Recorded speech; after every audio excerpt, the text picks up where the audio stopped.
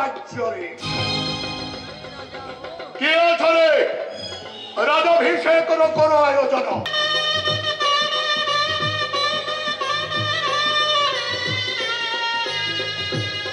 मंगलम भगवान विष्णु मंगलम राजा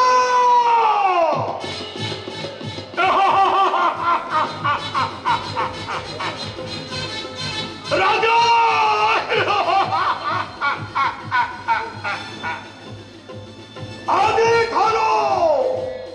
आदि ठारू राजा मुहि ए मथुरा राज्य रे आदि ठारू मो इंगिते चलिबो ए राज्य सुनो नर यक्ष रक्ष गंधर्व किन्नर समस्ते मोरी करायत्तरे पराक्रमे राजा मनंकर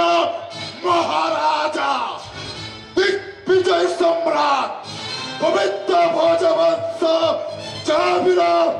कंसासुरंकर जयवीर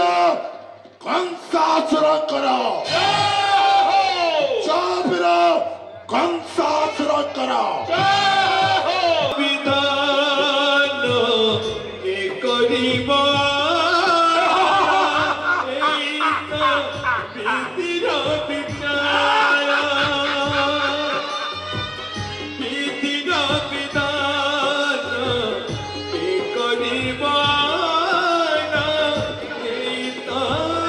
वसुदेवर विवाह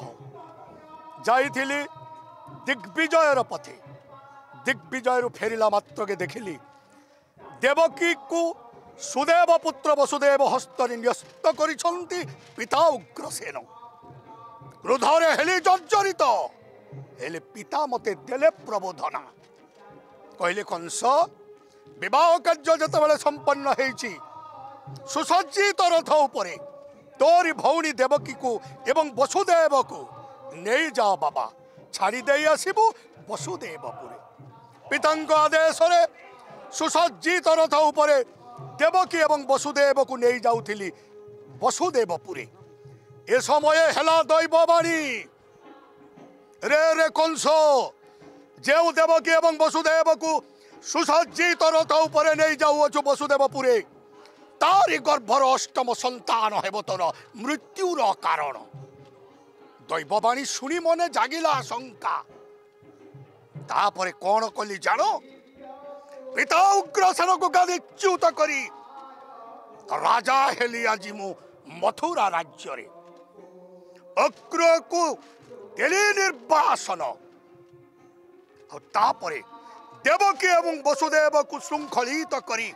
निक्षेप करी अछि अंधकार कारा कोठरी मध्य विश्वस्त दासी मधुशूली को नियुक्ति करी अछि कारा कक्ष मध्य तेणु राजा राजा मुहि मथुरा राज्य रे आज ठारो मो इंगिते चलिबो ए राज्य सुर नर यक्ष रक्ष गंधर्व किन्नर आज ठारू समस्ते मोरी करायत्तरे आज राज दरबार रे जेतेबेले कन्या देवकीर विवाह पाई चिंतित होइथिली से समय शून्य मार्ग आसीथिले देवर्षि नारद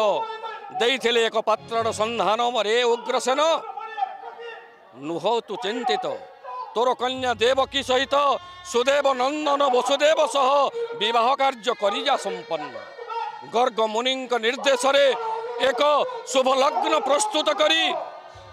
कन्या देवकीर विवाह कार्य संपादन करिजा देवर्षि नारद गर्ग मुनि निर्देशानुसार मोर कन्या देवकीर विवाह कार्य संपादन कली मथुरा राज्य रे जाइथिला वीरपुत्र कंस दिग्विजय पथे प्रत्यावर्तन कर आसी देखे तो तार भग्नी देवकीर विवाह कार्य संपादित हो जाइछि क्रोधान्वित होइथिला